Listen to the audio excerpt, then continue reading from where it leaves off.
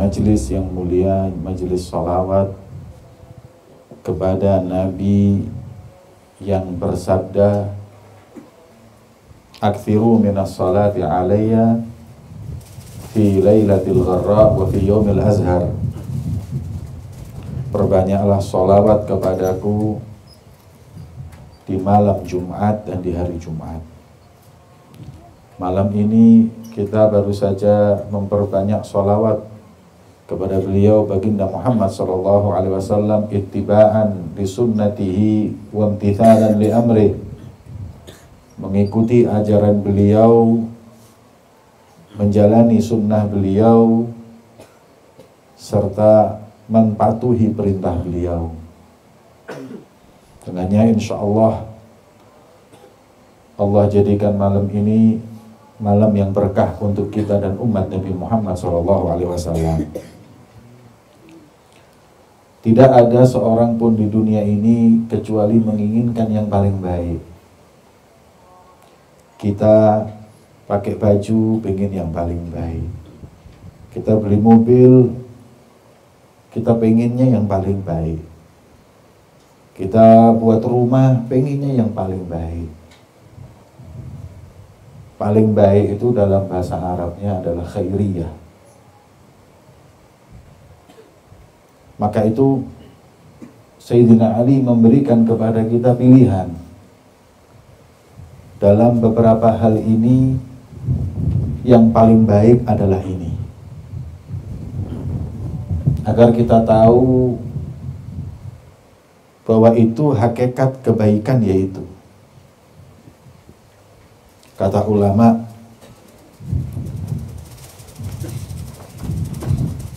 tidak ada kebaikan, tidak ada kemuliaan yang akhirnya adalah zawal, akhirnya hilang. Itu kaidah. Selama kita memiliki sesuatu yang masih bisa dibeli dengan uang, berarti kita belum mempunyai sesuatu yang berharga. Berharga itu yang uang pun nggak mampu membelinya, itu baru berharga.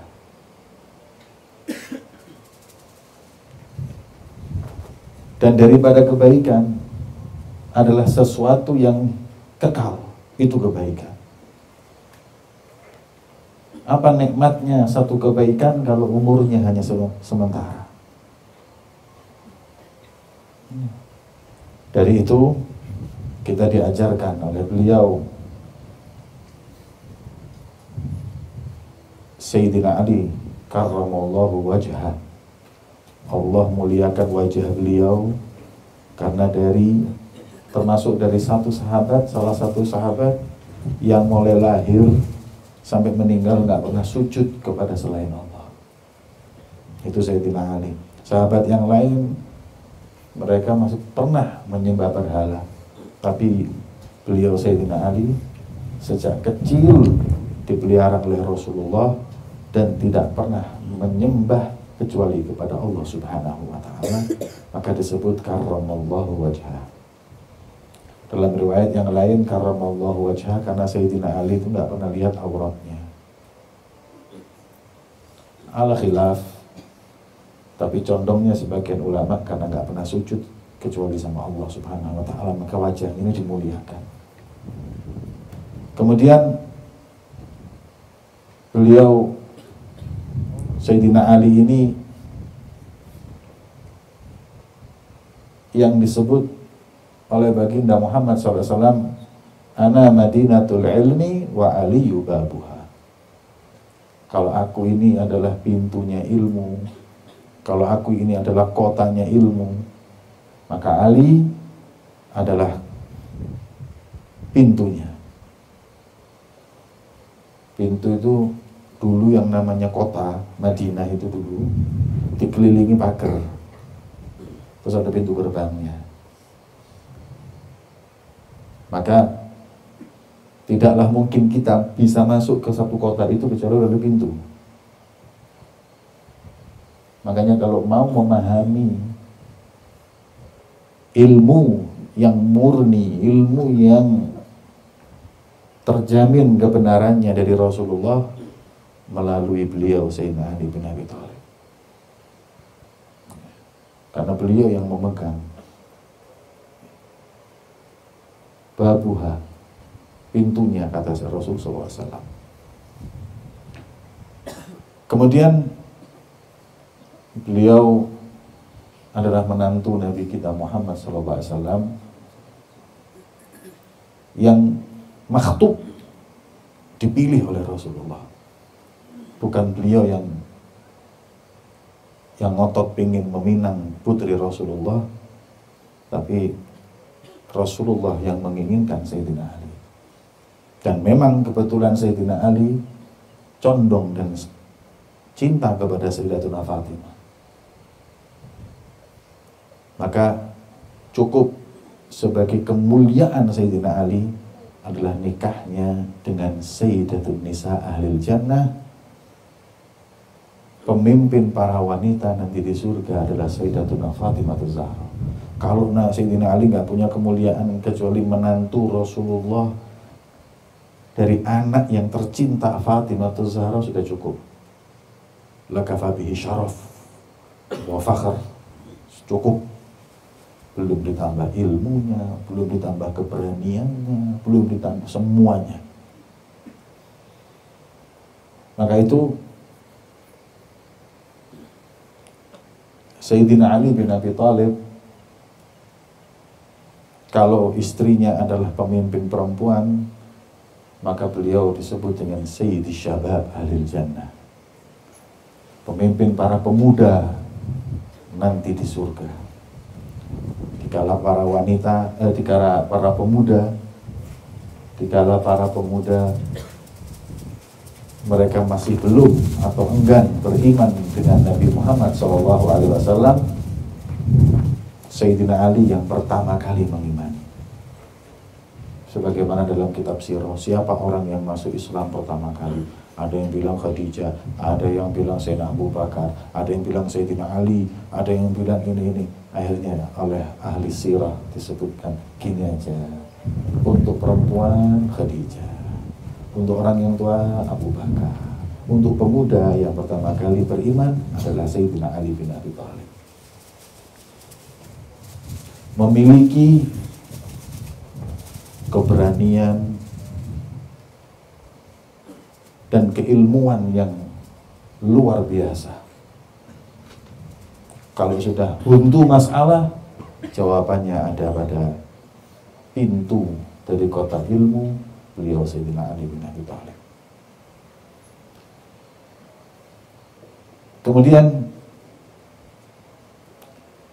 keberanian ketika pintu Khaybar oleh 7 sahabat dibuka, tidak bisa, maka Sayyidina Ali bin Abi Thalib, beliau sendiri dengan tangan kirinya mendobrak pintu Khaybar, ya, tempatnya para Yahudi itu, didobrak oleh beliau, jebol. Nanti bisa bayangkan kuatnya kayak apa beliau.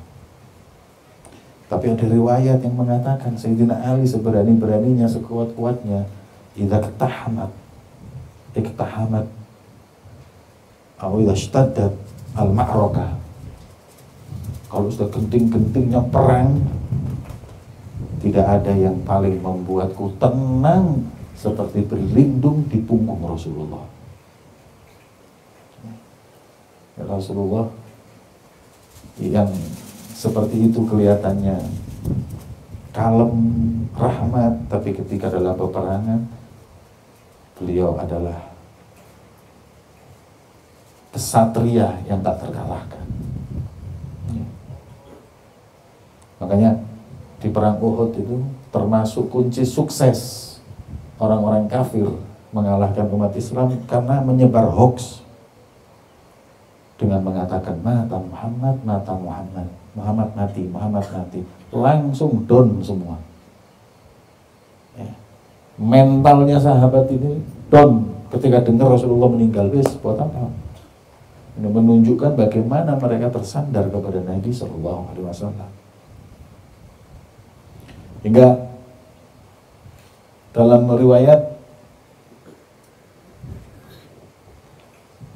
Sayyidina Ali dalam satu peperangan, beliau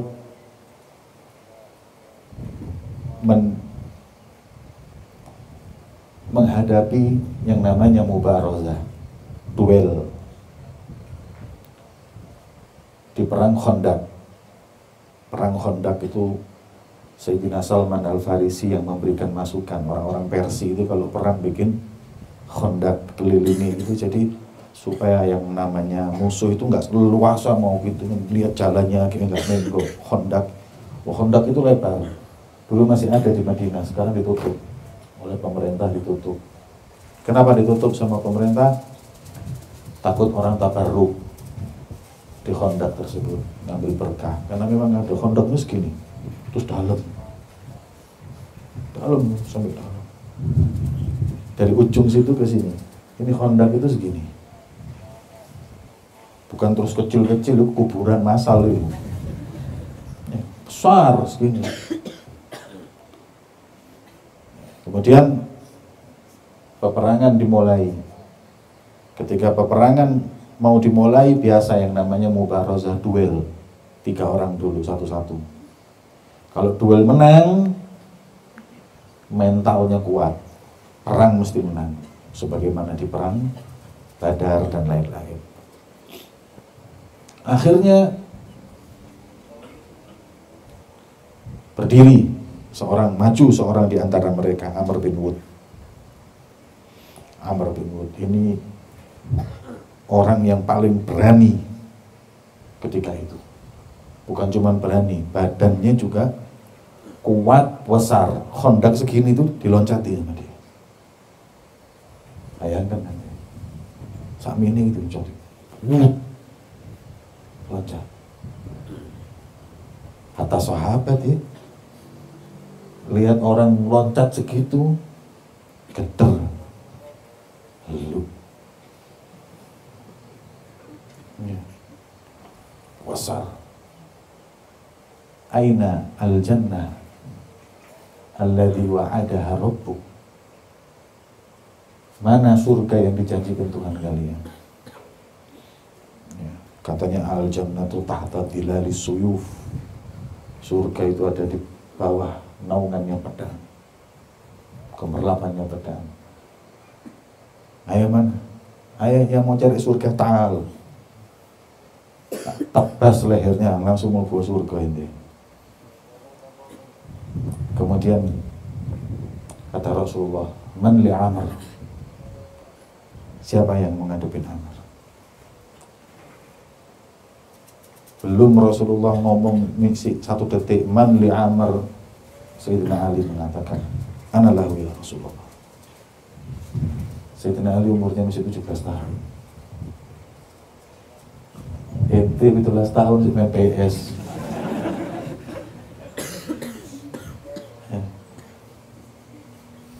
17 tahun umurnya Sayyidina Ali menghadapi Amr bin Wud. Kemudian katanya Rasulullah, mahalan ya Ali, jangan keburu-buru kali dulu, biar yang gede-gede gitu. Yang lain ya bingung mau ngomong ana, terus terang besarnya depan musuh. Dan yang pinter main pedang itu memang Sayyidina Ali ya. Kemudian kata Rasulullah, diam semua. Sebelumnya, hari sebelumnya, waktu minta Rasulullah siapa yang memata-matai, juga diam. Sayyidina Ali juga diam. Makanya kadang ada orang ini melesetin, mana sahabat itu, diam semua, cuma Sayyidina Ali yang berani. Ini bodoh. Ini sudah pandangan su'udon, negatif thinking. Kenapa Sayyidina Ali? Memang paling berani Sayyidina Ali, dan memang ahlinya untuk itu Sayyidina Ali. Sebelumnya, siapa yang mau jadi mata-mata melihat daerah kawasan tersebut, Sayyidina Ali nggak berani. Karena tahu bukan itu ahliannya. Diam Sayyidina Ali. Hudzaifah yang ngomong, saya ya Rasulullah. Saya siapa? Ana ya Rasulullah. Hudzaifah berani. Masuk orang gitu berani. Kalau yang lain, waduh, ketahuan, detail dong, tak kampung itu. Menurut ana mending ngadepi Amr bin Wud daripada masuk satu kampung.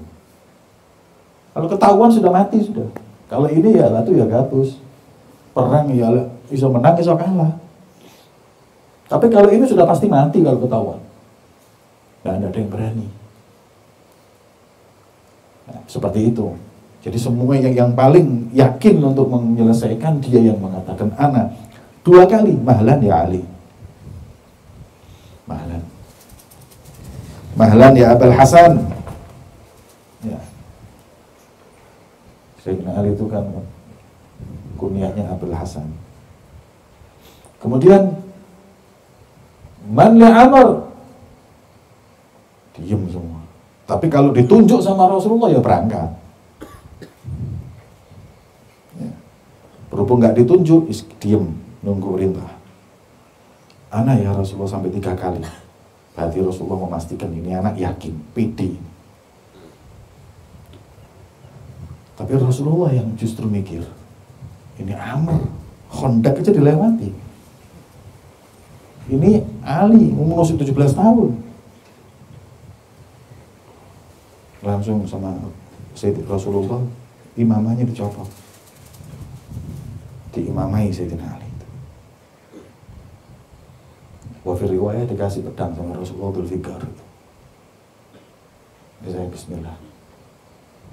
Sekarang tawakal, berangkat. Itu ketika Sayyidina Ali ngadepin Amr bin Wud, langsung Rasulullah itu ngangkat tangan doa sama Allah, ya Allah, unsur aliyan ya Allah. Karena memang menantu, calon menantu waktu itu, kalau salah belum menantu. Rasulullah nikahnya udah 21. Ini masih belas tahun, 18, 19 tahun, 17 tahun. Kemudian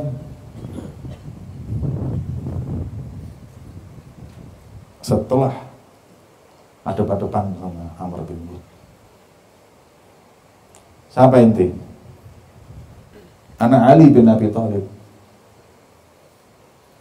Abu Thalib itu apa inti? Iya, Abu Sahibi. Bapakmu lu koncoku, naik keran bareng gak aneh. Nah, nanti punya bapak, aku kenal Abu Thalib. Aku gak ingin membunuh anaknya Abu Thalib. Apa kata Sayyidina Ali? In lam turid qatli uridu qatlak. Kalau ente tidak mau bunuh anak yang bunuh ente. Bahasa jamaah yang geladap. Kurang ajar. Ya sudah. Kalau seperti itu, bismillah. Perang. Begitu perang mulai, ya, debu itu naik. Ya, antum-antuman. Pointing tuh antum-antuman ini apa namanya guling-guling sudah sampai debu itu naik nggak kelihatan, orang kafir nggak kelihatan, orang muslim nggak kelihatan, debu semua ini. Cuman orang muslim tahu Sayyidina Ali masih hidup karena setiap kali mukul itu selalu bertakbir Allahu Akbar, Allahu Akbar, Sayyidina Ali. Kalau Amr bin Wud, orang kafir juga tahu itu suaranya Amr. Jangkrik. Setan. Ada Amr bin Wud. Ya. Jadi bisa tahu, makanya orang muslim itu gitu, kalau astagfirullah, subhanallah, ada Sayyidina Ali. Softo tuh mau geladap ini setan nih, jangkrik. Amr bin Wud ada. Ya, tinggal itu pilih yang mana. Nah, kan ribut guys.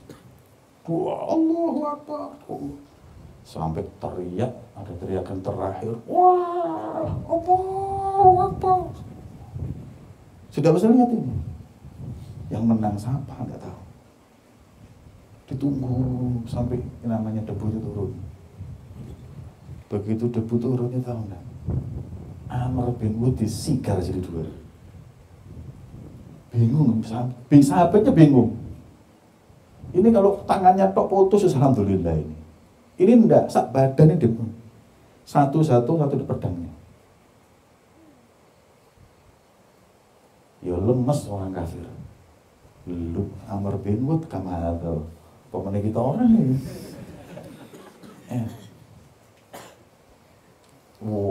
Rasulullah ya, sampai ini sujud syukur sama Allah atas kemenangan Sayyidina Ali. Dari situ sahabat tahu ahabbahu Rasul sallallahu alaihi wasallam alaihi. Betul-betul cinta Rasulullah sama Sayyidina Ali. Bangga Rasulullah sama Sayyidina Ali. Kita umat Islam semuanya bangga. Amr bin Wud fa innahu Amr ya Ali. Ini Amr lu, wa in Amr.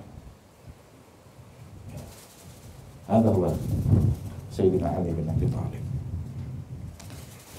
Yang keluar dari lisannya nafais wa durar. Tak tahu. Ilmunya itu yang keluar dari lisannya itu permata. Gak bisa, pokoknya ketahuan. Kalau sudah Sayyidina Ali yang ngomong itu ketahuan. Ya. Subhanallah. Makanya beliau mengatakan, semua orang pengen yang terbaik. Apa sebaik-baiknya warisan? Emaskah, perakkah, rumahkah? Khairu mirathin al-ilm. Ilmu sebaik-baiknya warisan. Warisan itu yang ditinggalkan. Ya. Sebaik-baiknya warisan itu ilmu. Makanya afdol kita punya anak, kita kasih ilmu daripada sekedar harta. Bisa habis, bisa sirna, tapi dikasih ilmu gak akan hilang. Saya pernah ketemu satu kiai, di mana kiai itu cerita, bapak saya itu orang miskin tapi kiai. Dia bertekad tidak memberi warisan kepada anaknya kecuali hafdzul Quran. Punya anak laki 3, semuanya hafdzul Quran dan semuanya saat ini punya pondok besar-besar, muridnya di atas 1000 semua. Karena dia nggak meninggalkan, dan kami tidak dapat warisan hatta 1000 rupiah.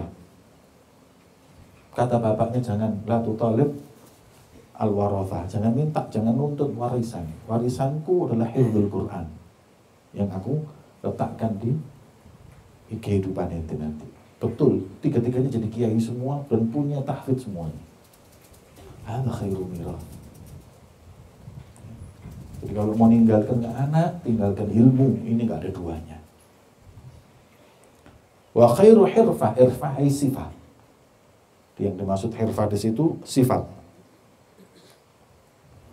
Hirfah atau sifat yang paling baik. Ada sifat pemberani, ada sifat dermawan, ada al-muhim sebaik-baiknya adalah adab. Apa hakikatul adab? Yara fi nafsihi duna ghairi. Adab itu tidak pernah melihat dirinya lebih baik dari siapapun. Ini adalah hakikatul adab. Ya. Wa khairu zadin, kita punya yang namanya kehidupan ini perjalanan. Maka perjalanan ini butuh bekal. Apa bekal yang paling baik untuk menjalani kehidupan ini? Takwa. Tazawwadu fa inna khaira zadi takwa. Gak ada yang lebih baik dari itu. Jabatan ditinggal, sebentar naik, sebentar turun. Sebentar jadi wali kota, sebentar lagi jadi wali murid. Sebentar kaya raya, sebentar lagi miskin.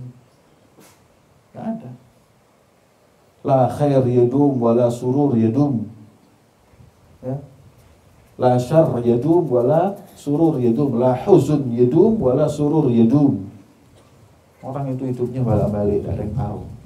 Yang sekarang kaya besok bisa miskin, yang sekarang miskin besok bisa kaya. Tapi sebaik-baiknya bekal takwa, perintah, mentaati perintah Allah, menjauhi larangannya. Itu paling baiknya bekal. Kita kalau ingin meraih kebaikan dunia dan akhirat hanya dengan takwa kepada Allah. Badha'ah, modal. Apa sebaik-baiknya modal dalam kehidupan kita di dunia? Khairul badha'ah adalah ibadah. Ibadah ini setiap amalan yang mendekatkan diri kita kepada Allah. Seperti malam ini kita ibadah, salat maghrib jamaah, salat isya jamaah, ini kullu ibadah. Kemudian qaid, penuntun. Siapa sebaik-baiknya penuntun? Ya guru yang nuntun, mengajak ke jalan yang paling benar. Apa? Al-amalus shalih. Paling afdalnya penuntun adalah amal saleh. Ya. Kalau kita amal saleh, kita dituntun karena amalan-amalan tersebut. Khairu qarinin. Siapa sebaik-baiknya pendamping dalam hidup kita ini? Siapa sebaik-baiknya pendamping? Kata beliau Sayyidina Ali, husnul khuluq. Akhlak yang baik adalah sebaik-baiknya pendamping. Ya. Makanya orang itu tidak punya banyak teman, tapi punya akhlak, itu lebih baik daripada punya banyak teman tapi nggak punya akhlak. Hakikatnya dia sendiri. Ya. Khairul qarin husnul khuluq. Katanya ulama, ya, al-uzla khairun minal khiltah atau mu'asyarat khiltah. Sendiri itu lebih afdal, lebih aman daripada kumpul orang. Tapi suhbatus salihin lebih afdal daripada uzlah. Kita kalau nggak punya teman baik, mending di rumah aja ibadah terus. Tapi kalau kita punya teman baik, asan kita kumpul sama teman baik daripada kita sendiri di rumah. Wa khairu wazirin, sebaik-baiknya menteri. Apa dimaksud menteri? Penasehat atau ya, pemberi pengarah. Wazir itu pemberi arahan, adalah hilim, orang yang mampu mengendalikan emosi. Wah, sebaik-baiknya kekayaan adalah qanaah, ya, kekayaan yang paling mahal. Ya. Innal qanaa'ata kanzun laisa bil fani, kata Habib Abdullah bin Ali. Wa khairu aunin, penolong yang paling baik adalah taufik. Khalqullah qudratat ta'alil 'abid. Allah mendorong orang itu berbuat baik, taufik dari Allah. Itu adalah sebaik-baiknya penolong buat kita. Dan khairu mu'addib, apa sebaik-baiknya pendidik, pengingat buat kita. Ya, atau mu'addib ala kulli hal disebut juga sebaik-baiknya penceramah itu siapa? Dai yang paling yu'athir, ya, dai yang paling titis, kalau ngomong langsung orang itu kena. Siapa sebaik-baiknya mu'addib atau dai tadi itu? Zikrul maut, ingat mati atau lihat kematian. Kafa bil mauti wa'idhan, kata Rasulullah. Cukup kematian adalah sebaik-baiknya pemberi mau'idhah atau pemberi nasihat. Ya. Seperti itu yang dikatakan oleh Sayyidina Ali. Ya, ajib perkataan beliau. Hikmah, hikam, bukan ilmu lagi, hikmah. Apa bedanya hikmah sama ilmun? Ilmun itu ilmu, bisa manfaat bisa tidak. Tapi kalau sudah hikmah, al-ilmun nafi', ilmu yang manfaat, sudah pasti manfaat ilmu yang namanya hikmah. Wallahu a'lam bishawab.